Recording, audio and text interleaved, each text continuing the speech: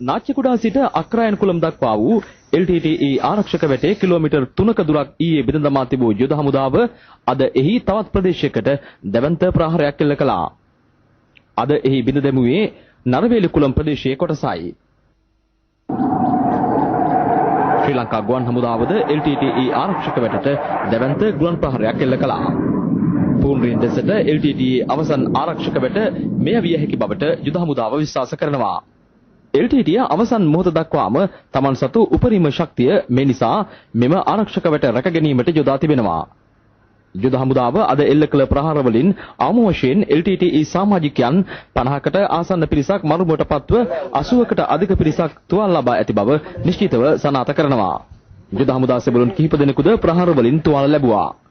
තවදුරටත් අකණ්ඩව මෙහි ගැටුම් පවතිනවා.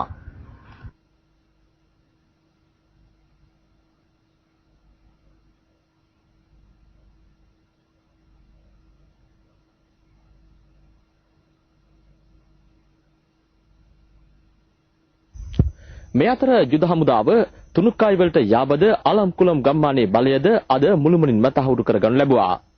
මල්ලාවිහි යෝගපුරම් වලට තවත් ඉතිරිව ඇත්තේ කිලෝමීටරයකටත් වඩා අඩු දුරක්. රූපවාහිනී සමන් කුමාර රාමවික්‍රම කිලිනොච්චි ආරක්ෂක වළල්ලේ සිට.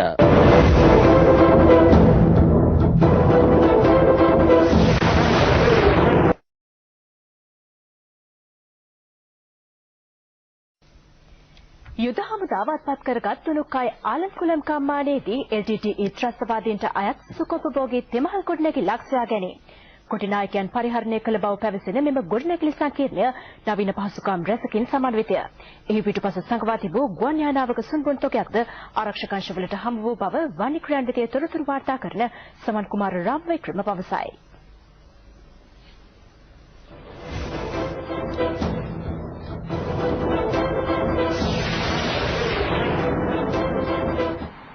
යුද හමුදාව ඊයේ මුළුමනින්ම බලය තහවුරු කරගත් තුනුක්කායි වලට යාබද ආලම්කුලම් ගම්මානයයි මේ.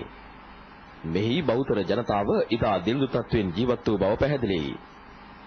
එහෙත් එම ජනතාවගේ පැල්පත් මැද LTTE නායකයන්ගේ දැවැන්ත මන්දිර මෙලෙස ඉදිකර තිබෙනවා. මෙම තෙමහල් නිවස LTTE ඉහළ පෙළේ නායකයෙකුගේ නිවස්නයක්. මෙම මන්දිරයේ බිම්මහල හා පළමු මහලේ බිත්ති පවා නිමවා ඇත්තේ කොන්ක්‍රීට් වලින්. ඉතා සුඛෝපභෝගී පහසුකම් මෙහි දැකගත හැකියි.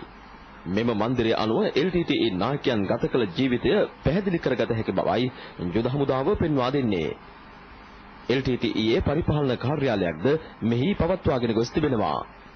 මෑතක මියගිය ප්‍රභාකරන්ගේ සමීපයක වූ බාලරාජ්‍යයේ සිට පසුගිය ජූලි මාසයේ 25 වෙනිදා මියගිය LTTE නායිකාවකගේ ඡායාරූප දක්වා මෙහි සමරු සටහන් තබා තිබෙනවා. මෙම මන්දිරයේ තුන්වන මහලේ හතර පැත්තේම සඳුරුතල ඉදිකර ඇති අතර නිවසට පැමිණෙන ඕනෑම පුද්ගලයෙකු දුර සිට නිරීක්ෂණය කළ හැකියි. යුද හමුදාව ප්‍රදේශයට කඩා වදින විට මෙහි සිටි නායකයන් පැන ගිය අතර රැකවල්වල සිටි LTTE සමාජිකයන් ප්‍රහාර වලින් මරුමුවටපත් වූ බව හමුදාව සනාථ කරනවා. මෙම මන්දිරය පිටුපස මීට වසර කිහිපයකට පෙර උතුරට කඩා වැටුණු ගුවන් යානයක සුන්බුන් ගොඩගසා තිබෙනු මෙලෙස දැකගත හැකියි. තුනුක්කායි හා ආලම්කුලම් මුදාගනු ලැබුවේ යුද හමුදාවේ 57 වන සේනාංකයේ 572 වන බල සේනාවයි. 57 වන සේනාංකය මල්ලාවි යෝගපුරම් දෙසට දැන් සිය ක්‍රියාන්විතය දියත් කර තිබෙනවා. මේ අතර යුද හමුදාවේ 58 වන සේනාංකය නාච්චිකුඩා සිට අක්‍රායන්කුලම් දක්වා වූ LTTE ආරක්ෂක වැට බිඳහිලීමේ ක්‍රියාන්විතයේ තවදුරටත් නිරතව සිටිනවා.